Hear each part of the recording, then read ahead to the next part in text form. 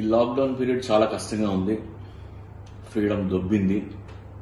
బయటికి వెళ్దామంటే పోలీసులు లాఠీలు ఇచ్చి కొడుతున్నారు.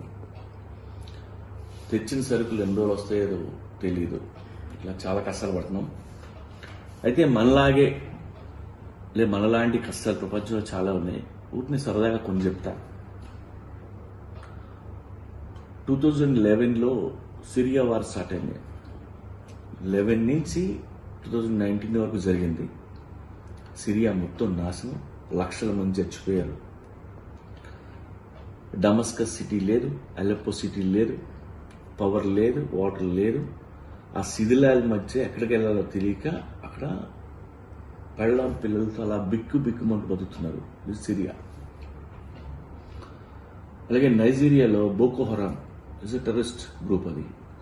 అది 2009లో వాళ్ళు స్టార్ట్ చేశారు. వారు ఇట్స్ ఎ రిలీజియస్ వార్. అక్కడ కూడా లక్షల మంది చచ్చిపోయారు. ఒక స్కూల్ మీద పడి 300 మంది అమ్మాయిల్ని మాస్ కిడ్నాప్ చేశారు. వరల్డ్లో బిగ్గెస్ట్ కిడ్నాప్ అది. గవర్నమెంట్ కూడా ఏం చేయలేకపోయింది. వాళ్ళు కిడ్నాప్ చేసింది అమ్మాయిని తీసుకెళ్లిపోయింది 2014. చాలా మందిని రేప్ చేశారు. తప్పించుకోవాలని చూసిన వాళ్ళని చంపేశారు. ఆ మిగిలిన వాళ్ళందరూ వాళ్ళ ఇళ్ళకి చేరారు. ఎప్పుడంటే 2019లో. అంటే ఇన్నేళ్లు ఆడపిల్లలు కానీ వాళ్ళ ఇంట్లో వాళ్ళు కానీ ఎంత ఏడ్స్ ఉంటారు. ఇది నైజీరియా. అలాగే మైగ్రెంట్స్ కంట్రీ వదిలేసి వేరే కంట్రీలకి వెళ్ళిపోదాం, బతుకుదాం అని వెళ్ళిపోయి ఆ బోర్డర్లో ఏడుస్తూ లేదా ఒక కంట్రీలో ఇల్లీగల్గా ఎంటర్ అవుతూ వాళ్ళు బతుకుతున్న వాళ్ళు దగ్గర 200 మిలియన్ పీపుల్ ఉన్నారు. మీరు గ్రీస్ వెళ్తే మస్డోనియా బయట పెద్ద ఫెన్స్ ఉంటుంది. ఆ ఫెన్స్ యువతల మొత్తం పీపుల్ అందరూ నించుని ఉంటుంటారు తిండి లేకుండా. ఆ పోలీసులు లోపల రానివ్వరు. ఇది ఒక కండిషన్. ఇది మైగ్రెంట్స్ పరిస్థితి. సేమ్ లైక్ బంగ్లాదేశ్ నుంచి ఇండియాకి ఐదర్ బతకాలని మోటివేషన్ ఆర్ లేదంటే బ్యాడ్ ఇంటెన్షన్తో కూడా రావచ్చు. చాలా మంది ఫెన్స్ దాటడానికి ట్రై చేస్తుంటారు. మన బిఎస్ఎఫ్ వాళ్ళు షూట్ చేసి చంపేస్తుంటారు. ఆ ఫెన్స్ ని హ్యాంగ్ అయ్యి ఆడలు పిల్లలు అంత సవాలు ఉంటాయి ఇక్కడ. అలాగే ఆర్ఫన్స్ ఎవ్రీ డే కానీ తుప్పల్లోనో పొదల్లోనో పాడేసే పిల్లలు minimum 5,000 to 6,000 on an average per day. అందులో ఎంతమంది బతికారు, లేదు ఎంతమందిని అడాప్ట్ చేసుకున్నారు, లేదు ఎంతమంది పాలు లేకుండా అక్కడే చచ్చిపోయారు దేవుడికి తెలుసు. ఇది ఆర్ఫన్స్.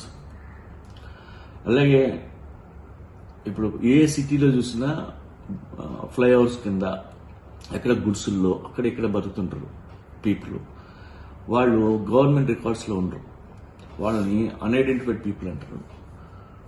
వీళ్ళు నేను ఏదో స్క్రిప్ట్ కోసం నేను ఇప్పుడు 20 years బ్యాక్ వీళ్ళ పాపులేషన్ ఎంత అని చెక్ చేస్తే 4 crores ఉంది ఇండియాలో. అప్పుడు ఇవాళ ఎంత ఉందో తెలియదు.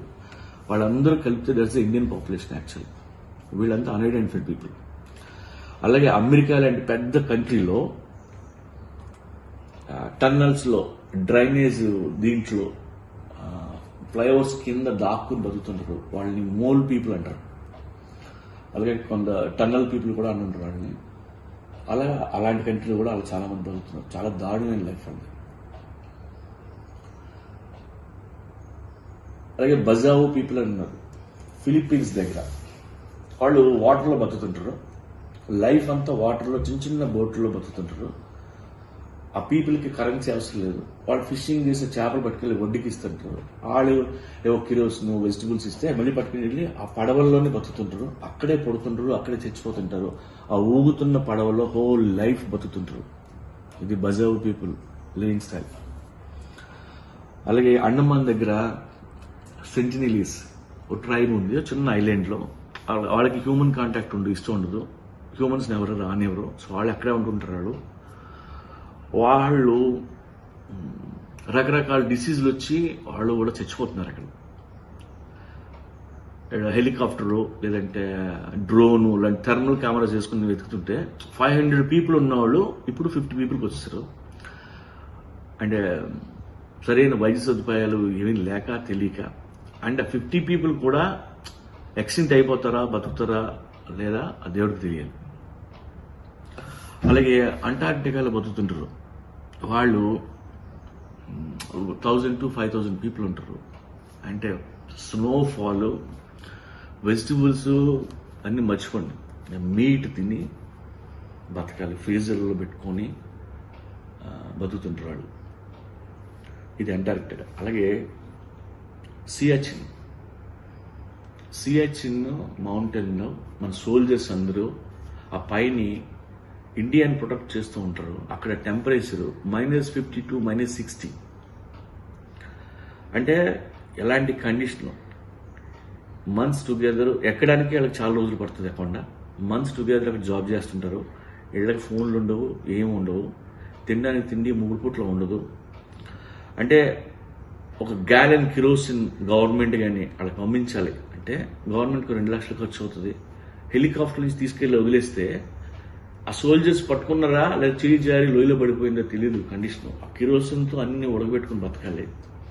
పైగా ఈ చలి కోసం ఫ్రాస్ట్ బైట్ అయ్యి ఏళ్ళు, చెవులు, ముక్కు ఇవన్నీ రాలి పడిపోతుంటాయి మన సోల్జర్స్కి. ఇది ఎన్నో ఏళ్లగా మన సోల్జర్స్ అక్కడ జాబ్ చేస్తూ ఇలాంటి కండిషన్లో ఉన్నారు. సో వరల్డ్లో ఇన్ని కష్టాలు ఉన్నాయి, ఇన్ని దరిద్రాలు ఉన్నాయి. మన లాక్డౌన్తో పోలిస్తే నథింగ్ అండి. అండ్ మనం ఫ్రీడమ్ లేదు, బయటికి వెళ్ళలేక ఏడుస్తున్నాం తప్ప వాటితో కంపేర్ చేస్తే మనం చాలా మంచి పొజిషన్లో ఉన్నాం. April 14th అయిపోతుంది అనుకోవద్దు. May 1st వెళ్ళొచ్చు, June 1st వెళ్ళొచ్చు. గవర్నమెంట్ చెప్పట్లేదు కానీ they will extend because rest of the world 8 weeks lockdown ఉన్నది. మనది క్యూర్ అయ్యేంత వరకు మనం వదిలిపెట్టరు. అది సో దానికి ప్రిపేర్ అవ్వండి. లాక్డౌన్ పీరియడ్ ఏదో దారుణం అలా ఫీల్ అవ్వద్దు. ప్రపంచంలో మిగతా కష్టాలు కూడా గుర్తు తెచ్చుకుంటే మనం చాలా బాగున్నాం. And remember, we're in war zone. Please cooperate.